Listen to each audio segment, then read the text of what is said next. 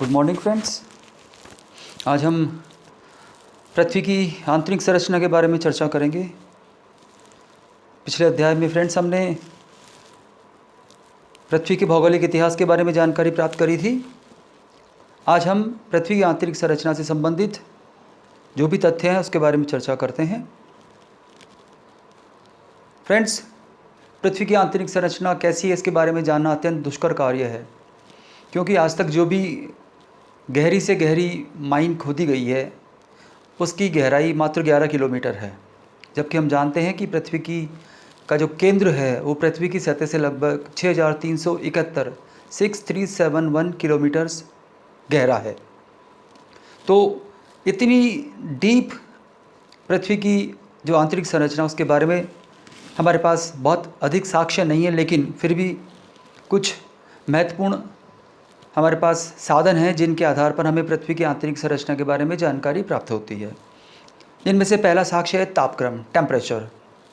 Friends, पृथ्वी पर जैसे जैसे हम गहराई में जाते हैं हर 32 मीटर पर 1 डिग्री सेल्सियस तापमान बढ़ता है, या हम ये कह सकते हैं कि हर 100 मीटर पर लगभग 3 डिग्री सेल्सियस तापमान बढ़ता है, इंक्रीज़ होता है। इस आधार पर हम ये कह सकते हैं कि पृथ्वी का जो अंतरतम है, इंटीरियर है, वो अवश्य ही अधिक तापक्रम के कारण पिघली हुई अवस्था में होगा, और इसके प्रमाण हमें ज्वालामुखी उद्गार से भी प्राप्त होते हैं। दूसरा हमारे पास जो प्रमाण है वो है फ्रेंड्स घनत्व, डेंसिटी। फ्रेंड्स, न्यूटन महोदय से आप सभी लोग परिचित होंगे। न्यूटन महोदय ने 18वीं शताब्दी में गुरुत्वाकर्षण का सिद्धांत दिया था, और इस सिद्धांत के आधार पर हमारी संपूर्ण पृथ्वी का जो सापेक्षिक घनत्व, जिसका अपन स्पेसिफिक ग्रेविटी कहते हैं, वो लगभग 5.5 आंका गया था। अब हम जब पृथ्वी की सतह की ऊपरी चट्टानों को देखते हैं तो उनका घनत्व कम है, लगभग 2.7 ही है। इस आधार पर हम ये कह सकते हैं कि पृथ्वी के अंदर हम जैसे जैसे गहराई में जाएंगे घनत्व में वृद्धि होती है, घनत्व इंक्रीज़ होता है। तीसरे प्रमाण है हमारे पास दबाव पर आधारित प्रमाण, pressure, evidence based on pressure. Friends, पृथ्वी के अंतरतम की ओर बढ़ते बढ़ते घनत्व भी के साथ साथ पृथ्वी का प्रेशर या दबाव भी इंक्रीज़ होता है, क्योंकि जैसे जैसे हम गहराई में जाएंगे ऊपर की जो चट्टानें हैं उनका दबाव बढ़ता जाता है। इस आधार पर हम ये कह सकते हैं कि पृथ्वी में जैसे जैसे हम गहराई में जाते हैं दबाव भी बढ़ता जाता है। इसके अतिरिक्त ज्वालामुखी क्रिया पर आधारित प्रमाण भी हैं, पृथ्वी की उत्पत्ति पर आधारित प्रमाण भी हैं, लेकिन सबसे महत्वपूर्ण जो प्रमाण हैं फ्रेंड्स वो है हमारे पास भूकंप विज्ञान पर आधारित प्रमाण, the evidences based on seismology. Friends, seismology के बारे में आप सभी लोग परिचित हैं। भूकंप विज्ञान को हम सीस्मोलॉजी या भूकंप विज्ञान कहते हैं, अर्थात भूकंपों की उत्पत्ति और भूकंपों के आने का जो विज्ञान है उसको हम भूकंप विज्ञान या सीस्मोलॉजी कहते हैं। फ्रेंड्स, जब भूकंप आते हैं तो भूकंप के समय की उत्पत्ति के समय 3 प्रकार की तरंगें जो हैं वो पृथ्वी के जिस भाग से भूकंप उत्पन्न होते हैं उस भाग को हम भूकंप केंद्र या फोकस कहते हैं, और पृथ्वी के जिस स्थान पर सबसे पहले भूकंप की तरंगें पहुंचती है उस स्थान को हम अधिकेंद्र या एपिसेंटर कहते हैं। तो इस समय भूकंप के समय पृथ्वी पर 3 प्रकार की जो तरंगें हैं वो उत्पन्न होती हैं, पी तरंगें, एस तरंगें और एल तरंगें। पी तरंगें प्राथमिक तरंगें या प्राइमरी वेव्स होती हैं, एस तरंगें सेकेंडरी वेव्स या द्वितीयक तरंगें होती हैं, और एल वेव्स जो हैं वो सरफेस वेव्स या सतही तरंगें होती हैं। इन तीनों प्रकार की जो तरंगें उनके अलग अलग गुण होते हैं, अलग अलग प्रॉपर्टीज़ होती हैं।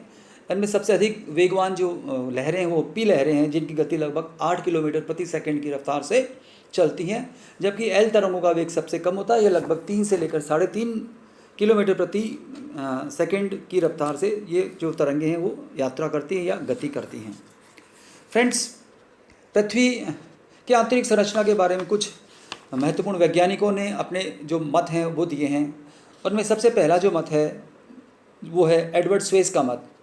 एडवर्ड स्वेस ने फ्रेंड्स पृथ्वी को 3, इस स्लाइड से आप देख सकते हैं, एडवर्ड स्वेस ने पृथ्वी को 3 परतों के अंदर विभाजित किया और उन्होंने नाम दिया सियाल, सीमा और नीफे। सबसे ऊपर की परत जो है फ्रेंड्स वो थी सियाल, जो सिलिका और एल्यूमिनियम के जो तत्व हैं उनसे निर्मित है और इसका घनत्व है लगभग 2.9 और इसकी औसत जो गहराई वो है 50 से लेकर 300 किलोमीटर। इसमें ग्रेनाइट शैलों की प्रधानता पाई जाती है। दूसरी परत जो मध्यवर्ती परत है उसको उन्होंने सीमा नाम दिया, सिलिका और मैग्नीशियम, SiMa सीमा। तो इसमें सिलिका और मैग्नीशियम के जो तत्व हैं उनकी प्रधानता पाई जाती है और इस परत का औसत घनत्व लगभग 2.9 से 3.7 पाया जाता है तथा गहराई 1000 से 2000 किलोमीटर तक इसकी गहराई है। यहाँ पर बेसाल्टिक शैलों की अधिकता है, ऐसा कहना है एडवर्ड स्वेस महोदय का। और सबसे आंतरिक जो परत है जिसको उन्होंने नीफे नाम दिया, निकल और फेरस, यानी निकल और फेरस के तत्व जो हैं उसकी अधिकता के कारण इसको उन्होंने नीफे नाम दिया। इस परत का घनत्व फ्रेंड्स 11 है तथा इसका व्यास लगभग 6880 किलोमीटर इन्होंने माना। लोहे की उपस्थिति के कारण ही फ्रेंड्स एडवर्ड स्वेस ये कहते हैं कि पृथ्वी की चुंबकीय शक्ति तथा स्थिरता का जो गुण है वो इस नीफे परत के कारण ही पाया जाता है। इसके अतिरिक्त फ्रेंड्स डेली महोदय ने भी पृथ्वी को 3 परतों में विभाजित किया। ऊपरी परत बाह्य परत, उसके पश्चात द्वितीय मध्यवर्ती परत तथा तीसरी परत को उन्होंने केंद्रीय परत नाम दिया। इसके अतिरिक्त फ्रेंड्स गुटेनबर्ग महोदय ने भी पृथ्वी को का जो वो है उसको 3 परतों में विभाजित किया। सबसे ऊपरी परत को उन्होंने लिथोस्फीयर या स्थलमंडल नाम दिया, मध्यवर्ती परत को उन्होंने मिश्रित मंडल या पायरोस्फीयर नाम दिया, जबकि सबसे अंदर की जो परत है, आंतरिक परत है, उसको उन्होंने गुरुमंडल या बैरिस्फीयर नाम दिया। लेकिन फ्रेंड्स जो सबसे इम्पॉर्टेंट जो मत है वो है फ्रेंड्स अभिनव मत या रिसेंट व्यू, जिसको हम भूकंप विज्ञान पर आधारित मत भी कहते हैं। और ये जो मत है इससे हमें पृथ्वी के बारे में सटीक जानकारी प्राप्त होती है। तो फ्रेंड्स सिस्मोलॉजिकल टोमोग्राफी पर आधारित ये जो मत है जिसको हम नवीन मत कहते हैं, उसके अनुसार पृथ्वी का जो आंतरिक भाग है वो 3 परतों या 3 मंडलों में विभक्त है। सबसे पहला भूपटल या क्रस्ट, उसके पश्चात दूसरे नंबर पे मेंटल और तीसरा और जो सबसे गहराई में है उसको हम बोलते हैं कोर या अंतरतम। हिंदी में इसको अंतरतम कहते हैं, इंग्लिश में हम इसको कोर कहते हैं। सबसे पहले फ्रेंड्स हम क्रस्ट की बात करते हैं। फ्रेंड्स पृथ्वी की जो बाहरी परत है, जो सबसे ऊपरी परत है, जिसको हम क्रस्ट कहते हैं, जो लगभग 6 से 50 किलोमीटर की मोटाई लिए हुए है। और यह परत जो है वो 2 शेल्स में या 2 खोलों में विभाजित है। ऊपरी या असतत सियाल परत तथा निचली या सतत सीमा परत। शियाल अधिकांशतः महाद्वीपों के नीचे है, जबकि सीमा जो है वो महासागरों के नीचे पाई जाती है। फ्रेंड्स ये जो परत है इसमें अधिकतर अवसादी चट्टानें जो हैं वो पाई जाती हैं। इसके पश्चात अवसादी चट्टानों के नीचे इस परत में नवीन रवेदार या क्रिस्टलाइन रॉक्स भी पाई जाती हैं। फ्रेंड्स क्रस्ट जैसे ही खत्म होता है उसके पश्चात दूसरी परत शुरू हो जाती है, उसको हम कहते हैं मेंटल। लेकिन बच्चों क्रस्ट और मेंटल के बीच में एक सीमा पाई जाती है, एक बाउंड्री पाई जाती है, जिसको अपन डिसकंटिन्यूटी कहते हैं या हिंदी में हम कहते हैं असातत्य। इसकी खोज यूगोस्लाविया के मोहरोविसिक महोदय ने करी थी, इसलिए हम इसको मोहो असातत्य या मोहो डिसकंटिन्यूटी कहते हैं। फ्रेंड्स ये डिसकंटिन्यूटी जो शब्द है या जो असातत्य शब्द है या जो सीमा शब्द है उसके बारे में हम चर्चा करते हैं। हम ऐसे भाग को सीमा या असातत्य या डिसकंटिन्यूटी कहते हैं जो 2 विपरीत स्वभाव की परतों को अलग करता है। हम ये कह सकते हैं एक ट्रांजिशनल जोन है, एक संक्रमण प्रदेश है 2 अलग अलग स्वभाव की परतों के बीच में। तो क्रस्ट और मेंटल के बीच में जो असातत्य है उसको हम कहते हैं मोहोविचिक असातत्य या मोहो डिसकंटिन्यूटी। फ्रेंड्स दूसरी जो परत है वो है मेंटल। भूपटल तथा अंतरतम यानी क्रस्ट और कोर के मध्य जो परत है उसको हम मेंटल कहते हैं और इसकी ऊपरी सीमा जो है वो मोरोविसिक असातत्य द्वारा निर्धारित है, जबकि निचली सीमा गुटेनबर्ग असातत्य द्वारा निर्धारित है। फ्रेंड्स मेंटल और कोर के बीच में जो डिसकंटिन्यूटी है, जो सीमा है, जो बाउंड्री है, जो डिसकंटिन्यूटी है, उसको हम गुटेनबर्ग असातत्य या गुटेनबर्ग डिसकंटिन्यूटी कहते हैं। इसकी खोज जो है वो गुटेनबर्ग महोदय ने करी थी गुटेनबर्ग विशार्ट डिसकंटिन्यूटी भी कहते हैं हम, क्योंकि इन दोनों वैज्ञानिकों ने मिलकर इसकी खोज करी थी। फ्रेंड्स, ये जो मेंटल है इसकी गहराई लगभग 2900 किलोमीटर तक पाई जाती है।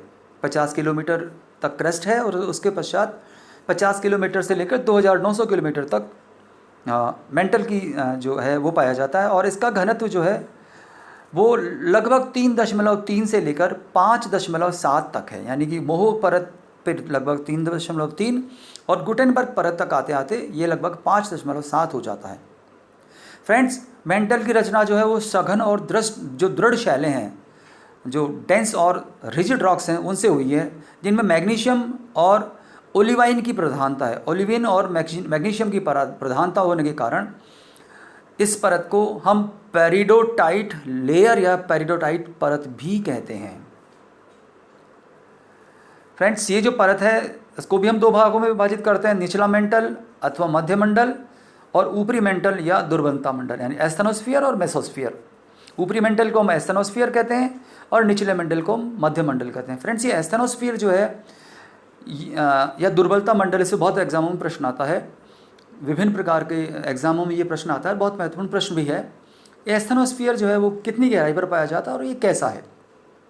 फ्रेंड्स, ये जो एस्थेनोस्फीयर है ये लगभग 100 किलोमीटर से लेकर और 200 किलोमीटर की गहराई पर पाया जाता है और ये आंशिक रूप से पिघला हुआ है, सेमी मोल्टन स्टेज में है। इस बहुत प्रश्न आता है कि ये किस अवस्था में है, तो ये न ठोस है न ये दृढ़ है, बल्कि ये सेमी मोल्टन स्टेज में है। और इसको हम दुर्बलता मंडल इसीलिए कहते हैं क्योंकि इस मंडल तक आते आते पी और एस जो तरंगे हैं उनके वेग में कमी आ जाती है। पी और एस तरंगे दुर्बल पड़ जाती हैं, इसलिए हम इसको दुर्बलता मंडल कहते हैं। फ्रेंड्स, इसके पश्चात हमारा तीसरा जो लेयर है, तीसरी जो परत है वो शुरू होती है और उसका नाम है कोर या अंतरतम। पृथ्वी का केंद्रीय भाग जो है वो फ्रेंड्स कोर कहलाता है। और बच्चों, इसकी जो इस कोर की जो रचना है, इसकी जो गहराई है वो 2900 किलोमीटर से लेकर 6370 किलोमीटर तक ये गहरी है। और इसकी जो रचना है उसमें निकल और लोहा जो है, अलॉय जिसे कहते हैं, उससे हुई है। और फ्रेंड्स, यहाँ तक आते आते तापमान जो है वो काफ़ी बढ़ जाते हैं, लगभग 2700 डिग्री सेल्सियस तापमान हो जाते हैं। और इस कोर की जो आउटर लेयर है, जिसको हम बाह्य परिधि कहते हैं या हम कह सकते हैं गुटेनबर्ग सीमा है, वहाँ पर लगभग तापमान ये पाया जाता है, जो कि 2900 किलोमीटर की गहराई पर है। फ्रेंड्स, ये जो परत है, ये जो कोर है, इस कोर के दो पार्ट हैं, आउटर कोर और इनर कोर, बाह्य कोर और आंतरिक कोर। फ्रेंड्स, बाह्य कोर जो है वो तरल अवस्था में है। यहाँ तक आते आते पी तरंगे जो हैं वो तो इस परत से पार हो जाती हैं, उनकी वेग कम हो जाता है, जबकि एस तरंगे इस परत तक आते आते गायब हो जाती हैं, सीस्मोग्राफ पर अंकित नहीं होती। इस आधार पर यह अनुमान लगाया गया कि ये जो परत है वो लगभग ये परत तरल अवस्था में। फ्रेंड्स, ऐसा इसलिए है क्योंकि हम ये बात करते हैं कि पृथ्वी के गहराई में जाते जाते तापमान जो है वो बढ़ते जाते हैं, तो वास्तविकता यह है कि 2900 किलोमीटर की गहराई अर्थात गुटेनबर्ग सीमा तक आते आते तापमान, अभी हमने चर्चा करी कि 2700 डिग्री सेल्सियस हो जाते हैं, अर्थात इतना ज़्यादा टेम्परेचर हो जाता है कि जो शैलें हैं, रॉक्स हैं, वो अब ठोस अवस्था में नहीं रह पाती, बल्कि मॉल्टल स्टेज में या द्रव अवस्था में या तरल अवस्था में आ जाती हैं। इसीलिए ये जो आउटर कोर है, बाह्य कोर है, जिसकी जो गहराई है वो गुटेनबर्ग सीमा अर्थात 2900 किलोमीटर से 5150 किलोमीटर तक पाई जाती है। ये परत तरल अवस्था में पाई जाती है। इसके पश्चात 5150 किलोमीटर से 6370 किलोमीटर तक हमारी आंतरिक कोर या इनर कोर लेयर जो है वो पाई जाती है। और ये जो परत है वो इनर कोर या आंतरिक कोर जो है वो ठोस अवस्था में है। अब प्रश्न पैदा होता है कि गहराई बढ़ने के साथ तो तापमान और बढ़ता है, तो आंतरिक कोर जो है वो भी किस अवस्था में, तरल अवस्था में ही होनी चाहिए, किंतु फ्रेंड्स ऐसा नहीं है। ये परत जो है वो ठोस अवस्था में पाई जाती है। इसका जो कारण है वो ये है कि दबाव की जो शक्ति है, प्रेशर किसका, 5150 किलोमीटर मोटी ऊपरी जो पृथ्वी की जो सतह है, उस सतह का जो दबाव है वो दबाव इतना ज़्यादा हो जाता है कि ये दबाव अब चट्टानों का जो मेल्टिंग पॉइंट है उसको इंक्रीज़ कर देता है। चट्टानों का जो क्वथनांक है, जो गलन बिंदु है, उसको बढ़ा देता है। और मेल्टिंग पॉइंट बढ़ने के कारण ही चट्टानें उस तापमान तक नहीं पहुंच पाती, यहाँ पर तापमान इतना अधिक नहीं हो पाता, इसलिए चट्टानें अब यहाँ पर ठोस अवस्था में पाई जाती है। इस प्रकार पृथ्वी का जो कोर है, वो इनर कोर जो है वो ठोस अवस्था में पाया जाता है। तो फ्रेंड्स, ये जो पृथ्वी की उत्पत्ति, पृथ्वी की आंतरिक संरचना से संबंधित ये नवीन जो मत है, जिसको अपन रिसेंट व्यू भी कहते हैं या भूकंप विज्ञान पर आधारित मत भी कहते हैं, ये मत पृथ्वी को 3 सतहों, क्रस्ट, मेंटल और कोर के अंदर विभाजित करता है। इस प्रकार फ्रेंड्स, ये पृथ्वी की आंतरिक संरचना की हमारी यात्रा यहीं पर समाप्त होती है। धन्यवाद। Thank you.